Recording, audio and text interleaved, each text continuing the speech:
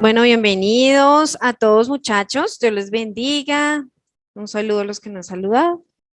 Bueno, vamos entonces a orar, a entregar este tiempo a Dios para que nos hable, ¿listo? Y bueno, entonces prepárense ahí y vamos a estar atentos. Señor, gracias te damos en esta mañana. Gracias, amado Dios, por tu presencia y tu obrar en este día. Hoy, Señor, creemos que tu presencia está en este lugar, que tú habitas en medio de nosotros, que nos llenas con tu presencia y que nos ayudas a conocerte más, Señor. Permítenos a través de este ciclo de enseñanzas que podamos cimentarnos más en ti, en tu palabra, en tu propósito, en lo que tú tienes y quieres para nosotros. Señor, yo oro por cada uno de estos chicos que vinieron hoy a tu iglesia y pido que los bendigas, los ayudes, los guardes, Señor, y que ellos tengan cada vez más un entendimiento para tu palabra. En el nombre de Jesús. Amén. Bueno, antes de eso, vamos a empezar un ciclo de enseñanzas en esta reunión que se llama Perfeccionados. ¿Qué quiere decir eso? O bueno, ya lo van a ir descubriendo, ¿listo? Perfeccionados. Aquí dice, el lema es alcanzando el carácter de Cristo, ¿sí? Es que tú y yo podamos alcanzar el carácter de Dios en nuestras vidas, porque ese es el propósito finalmente. Bueno, vamos a imaginarnos algo. Resulta que tú llegas a un importante cumpleaños o a una fiesta donde se está celebrando algo. ¿Cómo se sienten ustedes llegar sin regalo? Es como incómodo, ¿cierto? Listo, es incómodo llegar a una fiesta donde nos invitaron y llegar sin regalo. Pues resulta que quiero que piensen en algo y es cuando, por ejemplo, o más bien imaginarnos el momento en el cual nosotros ya estemos en el cielo delante de la presencia de Dios. Va a ser una gran fiesta, va a ser un gran momento. ¿Tú cómo esperas llegar o con qué esperas llegar? Obviamente, teniendo en cuenta, esto es algo hipotético, y teniendo en cuenta que nosotros no tenemos ninguna condición para entrar al cielo, solamente creer en Jesucristo. ¿Listo? Partiendo de ese punto, ya lo sabemos. Pero si tuvieras que llegar con algo, llevar algo al cielo, ¿qué llevarías? Bueno, eh, para los que contestaron su corazón, su fe, todo esto, pues tiene que ver mucho con lo que vamos a hablar, porque vamos a mirar y quiero que cojan Biblias de allá. Si quieren, levántense y cojan una Biblia para que puedan, porque los textos de pronto no van a salir acá. Eso, muy bien, o saquen la Biblia, que los que tienen la Biblia, y van a buscar Efesios 4:13. ¿Listo? ¿Tú tienes? ¿Ya tienes Biblia? Ah, listo. Efesios 4:13, bueno, sus celulares, está bien. Miren, esta es otra versión, dice, este trabajo debe continuar hasta que estemos todos unidos en lo que creemos y conocemos acerca del Hijo de Dios. Nuestra meta es convertirnos en gente madura, vernos tal como Cristo y tener toda su perfección. Esa es la meta de nosotros los cristianos y esa es la meta de un hijo de Dios. Recuerden, y se los voy a estar repitiendo hoy muchas veces, tú y yo somos iglesia. Tú eres iglesia. Tú no eres un punto aparte de la iglesia, tú no eres por allá el rinconcito de la iglesia, no, tú eres un miembro de la iglesia, tú eres iglesia donde vas, en cualquier parte que tú te dirijas, eres iglesia. Entonces, miren qué importante, ¿qué regalo debemos llevar según este versículo? El ser una persona madura. Pues obviamente, eh, cuando tenemos cierta edad, pues uno dice, no, de aquí a que madure yo, pues todavía falta. Pero ¿cuál es el punto? Que nos esforcemos cada día por ser mejores, por ser como Cristo. Ese es el regalo que deberíamos llevar al cielo. Bueno, eh, un escritor que dijo lo siguiente, el carácter es la excelencia de los seres mortales. O sea, tu carácter es que vayas cada día perfeccionándote. El carácter es la esencia tuya. y mía. El carácter es lo que realmente nosotros somos. A veces sin que nadie, a veces ni los papás saben quiénes son ustedes realmente. Y eso pasa. A veces no, no digo que en todos los casos, pero hay veces que hay adolescentes que se guardan tantas cosas que su carácter, pues ellos no lo conocen bien, no saben quiénes son, qué decisiones toman, qué piensan, qué hablan. Pues precisamente de eso nos habla la Biblia. Ese es el carácter. Ahora miremos Colosenses 1:8. Bueno, no sé si estamos mal de cita, yo creo que sí. Bueno, en realidad yo no la copié, pero pues bueno, no importa. A este Cristo, dice esta, si de pronto algún líder me puede ayudar. Ay, muchas gracias. A este Cristo anunciamos, dice el versículo original, que ya nos van a decir la cita, anunciamos corrigiendo y enseñando a todos con el mayor empeño para que todos alcancen la plena madurez en su vida cristiana. ¿Cuál es la intención? Que todos alcancemos la madurez, vuelvo y repito, en la vida cristiana. El adolescente, ustedes no se les puede pretender a ustedes obligarlos a ser maduros en ciertas cosas. Entonces la idea es que tú te esfuerces en esa perfección. O sea, cuando me refiero, cuando digo perfección, no quiere decir que no nos equivocamos nunca, que nunca cometemos errores, que somos, mejor dicho, súper intachables, aunque deberíamos serlo, pero no es fácil porque somos seres humanos y Dios nos entiende y Dios se pone en nuestro lugar. Tanto así que fue a la cruz por nosotros. Fue tanto el amor que Jesús nos tuvo que dijo, bueno, voy a hacerme como ellos para poderlos entender. Y de hecho, Dios no nos obliga o no espera a nosotros que seamos totalmente perfectos en el sentido de, como les digo, no cometer errores como seres humanos, pero sí espera lo mejor de nosotros. ¿Sí me hago entender? Primera pregunta, pues solo 7 minutos por mucho para esto. ¿Qué quiere Dios para la iglesia? Háblenlo ahí entre ustedes. Muy bien. La fe sin obras es una fe muerta. O sea que tenemos que hacer actos de amor hacia los que nos rodean. Y empezamos con, ¿cuál es nuestro primer prójimo? El más cercano. Familia, mamá, hermanos, papá. Hay algo muy bonito como en un curso matrimonial, como en un libro, y habla acerca de hacer actos de amor con el esposo o la esposa. Entonces ahí dan como, yo sé que ustedes no son casados, pero pues eso les sirve para tener una idea. Entonces, por ejemplo, ahí habla, haz del desayuno, saca la basura, sí que son cosas sencillas, o llévale una flor, llévale algo, o sea, son actos de amor que se empiezan, digamos, de esa forma para restaurar una relación. Pues de esa forma también debemos ser con nuestro prójimo o nuestra familia, empezando por ellos. Sí, a veces nosotros como que no somos muy atentos con las personas y más las nuevas generaciones. Bueno, hay unos que se pueden contar que sí. Yo sé que sí, son súper atentos, súper detallistas, pero hay unos que no. Entonces, los que no, debemos cambiar esa forma y debemos empezar a tener actos de amor con las personas. Ahora pensemos en los demás, pensemos en los compañeros del colegio, pensemos en los vecinos, pensemos en las personas que nos rodean, los que trabajan, los compañeros de trabajo, etcétera. O sea, son nuestros prójimos y ellos necesitan ver el amor de Dios en nuestras vidas. ¿Que vamos a ser rechazados muchas veces? Sí, sí, vamos a ser rechazados. Pero es que Jesús fue rechazado. Y entonces nosotros, ¿qué podemos esperar? ¿Que todo el mundo nos sonría? No, muchachos. Nosotros tenemos que esperar también tal vez el rechazo de la gente.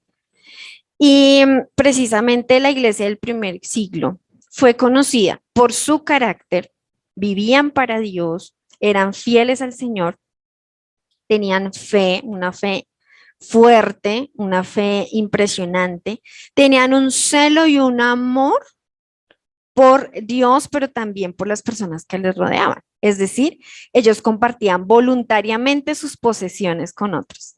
¿Será que nosotros haríamos eso? Compartir nuestras posesiones con otra persona ahí. No es fácil, ¿cierto? no es fácil.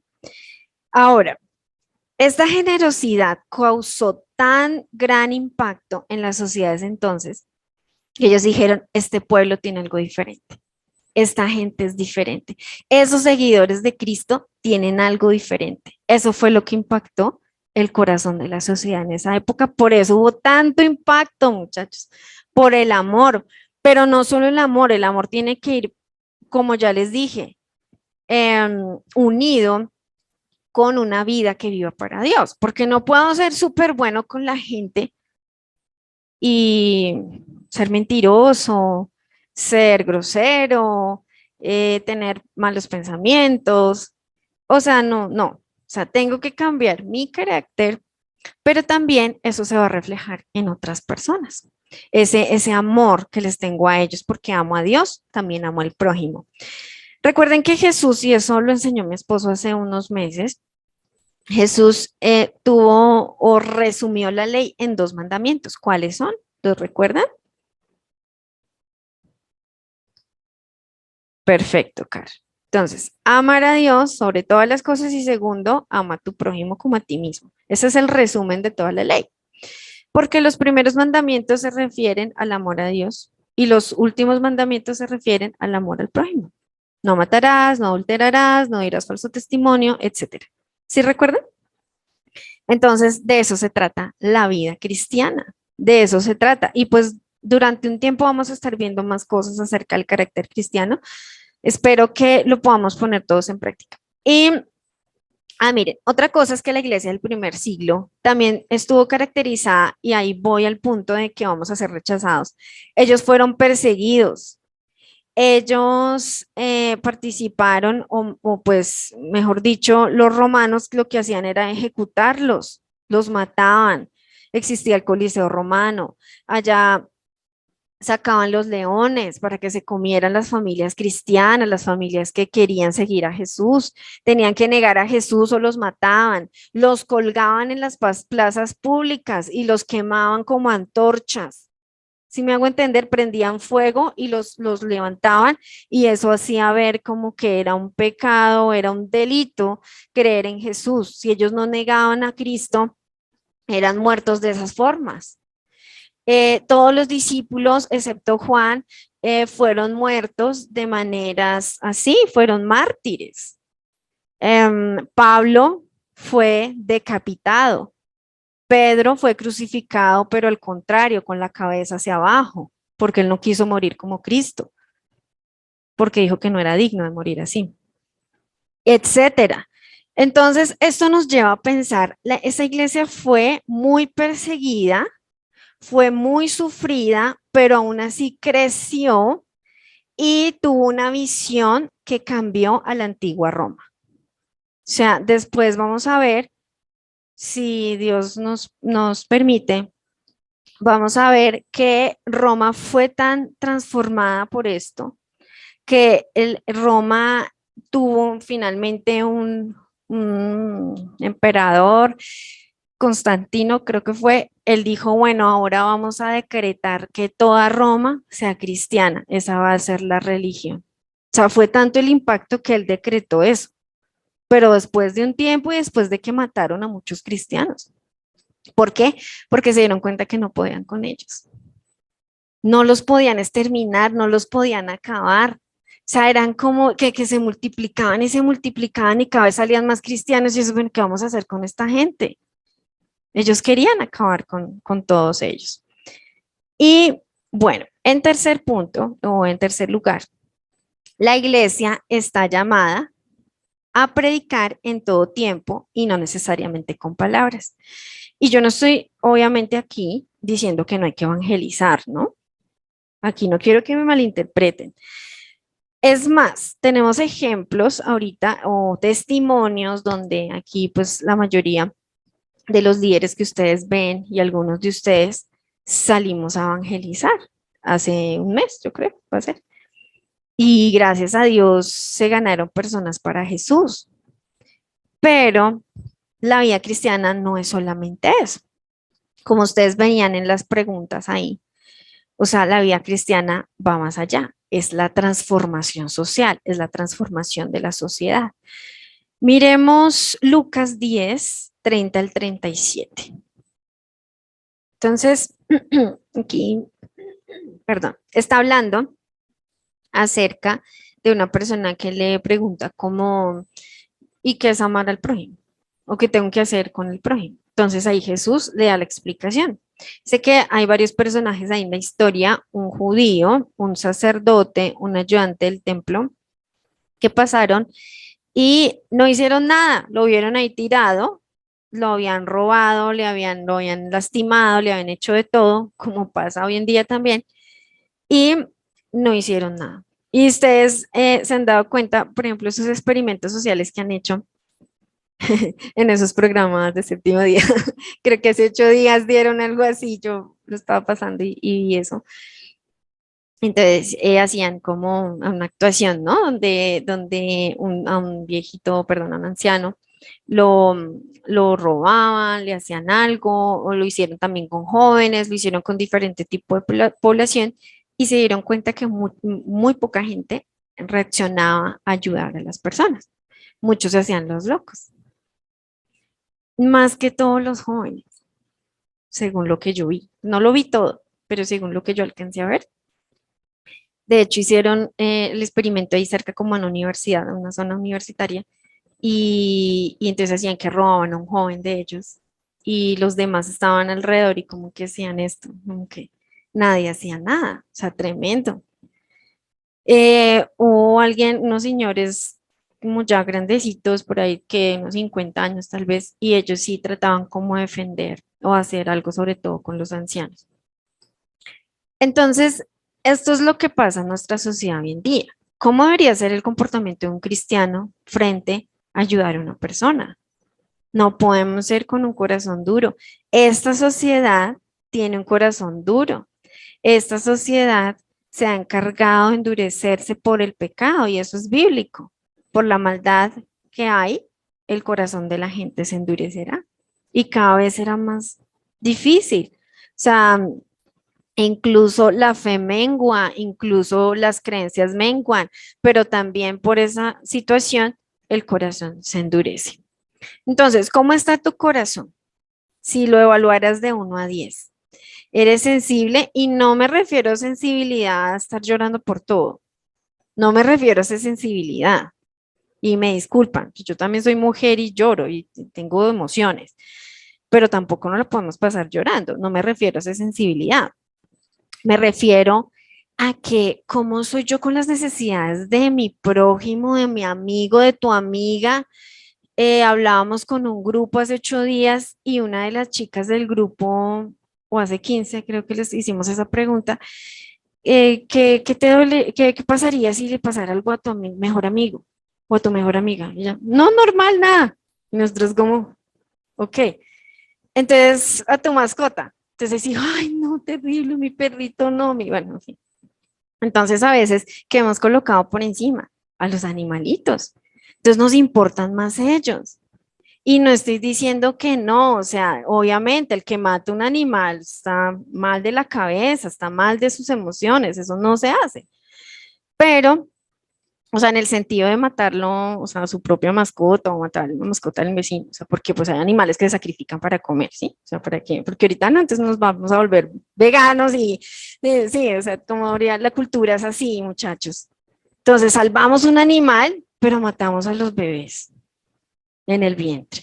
Y esa es la doble moral en la cual estamos viviendo hoy en día y en la que ustedes se están levantando. Pero por eso les estamos enseñando la palabra del Señor para que ustedes puedan discernir qué está bien y qué está mal en este mundo, cuáles son los comportamientos o los patrones que yo debo seguir y cuáles no. Para eso ustedes vienen a la iglesia, para ser formados, todos nosotros, para ser formados. Entonces, llegó un samaritano, aquí en esta versión que yo copié dice, un samaritano despreciado. ¿Por qué un samaritano despreciado? Resulta que para la sociedad de esa época los samaritanos eran lo peor, lo peorcito. Eran como decir que, ay no, no sé, es que esas comparaciones son odiosas. ¿Cómo? Oh, bueno, listo, un leproso, una persona que estaba lejos de la sociedad. Pero estos samaritanos eran los judíos no los querían ni poquito porque ellos pertenecían a un grupo que se había mezclado con la nación de Asiria y ellos se mezclaron en todo tipo, su cultura, todo. Entonces los judíos los despreciaban a ellos, no los querían. Pero miren que Jesús ama a los samaritanos.